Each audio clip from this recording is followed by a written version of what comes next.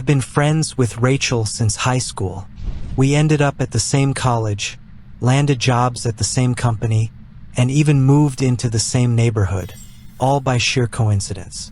We were never particularly alike, didn't share the same interests, but those coincidences kept our friendship close. About 4 years ago, Rachel got a new job. At first, we still had lunch now and then, but then I moved out to a house in the suburbs. Without working together or living nearby, our friendship started fading. We'd only exchange greetings on birthdays or major holidays, with the occasional life update. This year, on my birthday, Rachel messaged me saying she was buying a house. Coincidentally, it was just 10 minutes from mine. She invited me to her housewarming party, and after I went, she followed up with a sweet message thanking me. A few days later, she texted again, and soon we were reconnecting. This all happened in mid-June, just as summer approached. We didn't get a chance to meet again before I left for vacation, but we texted each other almost daily. One day, she sent me photos of a cat she adopted, a black rescue kitten with white paws. She'd named her Boots because it looked like the cat was wearing little shoes. From the photos and videos, Boots seemed adorable, affectionate, cuddly, sweet. When I returned from my trip, I happily agreed to help take care of Boots while Rachel left for her own vacation. I even offered to bring the cat to my place, but since I had a dog and Rachel wasn't sure how Boots would react, we agreed that I'd just stop by her house every evening instead. Since her flight left before I got back, we couldn't meet, so she gave me her garage code to get in. The task was simple.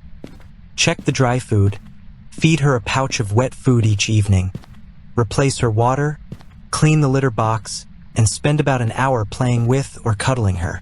Sounded easy and even kind of sweet, but it wasn't. The first night went off without a hitch. I arrived around 8:30, fed Boots her wet food, and we played. I jokingly asked her, "What's your favorite toy, Boots?" She stared into my eyes, dashed into the bedroom, and returned with a bright orange plastic mouse. I was a bit startled that she seemed to understand me, but figured Rachel had used that phrase with her often enough that she'd learned to associate it with the toy.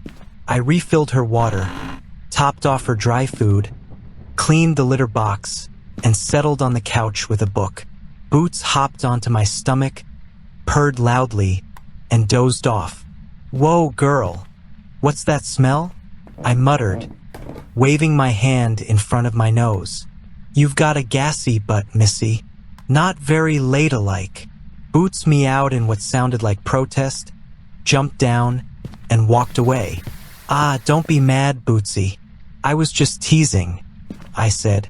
It was past 11 p.m. by then, so I packed up, texted Rachel to say I was heading home, made sure the garage door closed, and left. The next night followed almost the same pattern, feeding, playing, relaxing on the couch. Again, Boots climbed onto my chest, and once again the terrible smell. "Geez, what is this?" I muttered, trying to lift her up and sniff around to pinpoint the source. I wondered if cats, like dogs, needed their anal glands checked. But before I could investigate further, Boots darted off again, meowing from across the room. "Fine, have it your way," I muttered, glancing at the clock. Time to go. The third night got weird. The sulfur-like smell hit me the moment I walked in. I texted Rachel, asking if it was okay to stop giving Boots wet food. The smell reminded me of my French bulldog after eating cheese, just rancid. She asked if the litter box looked normal, and it did. She told me to reduce the wet food portions, but not to worry. Boots tended to get gassy when she was stressed. I opened some windows for air, made sure Boots didn't try to slip out, and did the usual routine. But this time, Boots didn't come to greet me. Instead, she sat quietly at the bottom of the stairs leading to the attic, staring. "Dinner time, Bootsy," I called. No response. She just kept staring. "Boots? Come on." I walked toward her, As I approached, she turned and silently walked up the attic stairs. I wasn't about to follow her. "You know where your food is. I'll be on the couch," I called after her. The house felt unusually cold. I checked the thermostat. It had dropped by several degrees. I messaged Rachel again, and she said not to worry. I decided to grab a warmer blanket from her bedroom closet. While rummaging through, I heard faint footsteps directly above me. My heart skipped.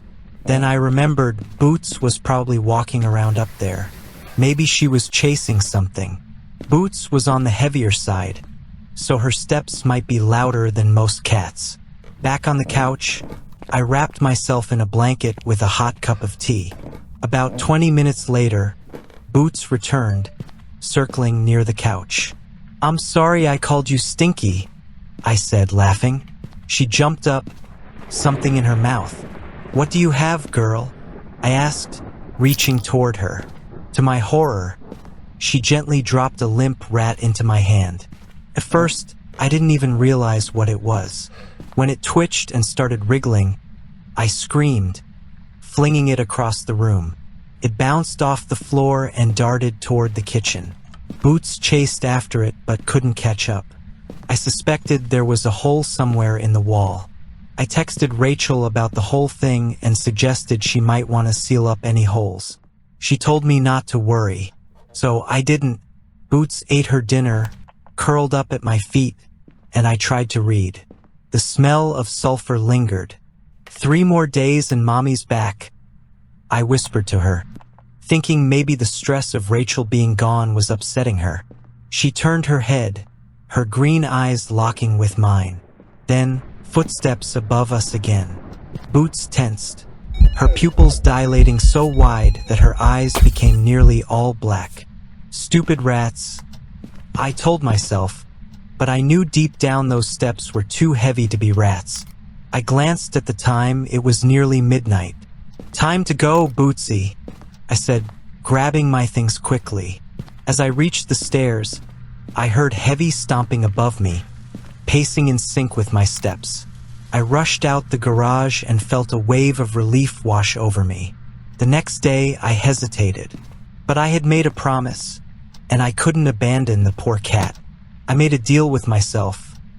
I'd just feed her, clean up, and get out.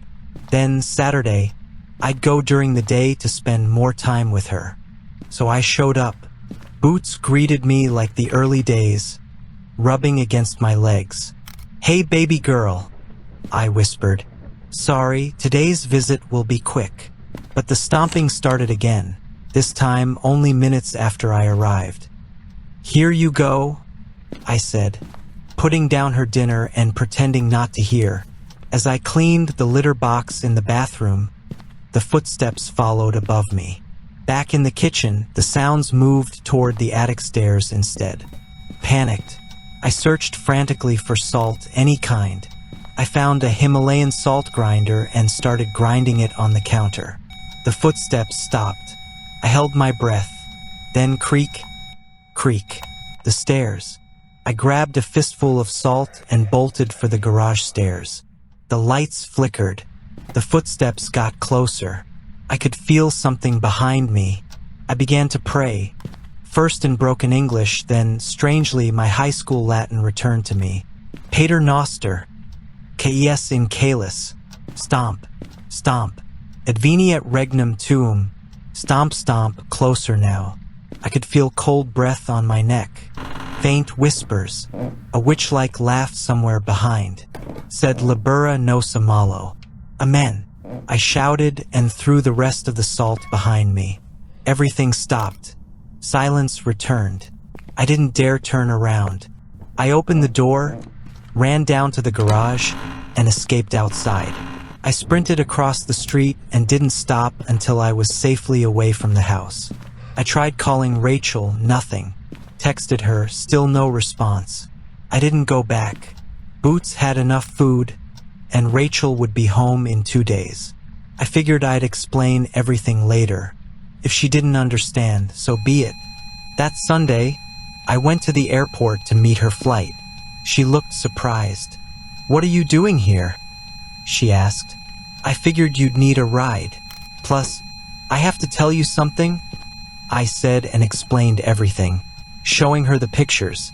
She stopped walking, grabbed my hands, and looked me dead in the eyes. "Can I stay at your place tonight?" she asked. "What? Don't you want to check on Boots?"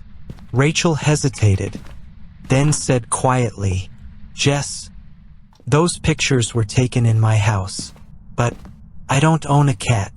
She held out her phone. "The last message from me was from months ago, after the party."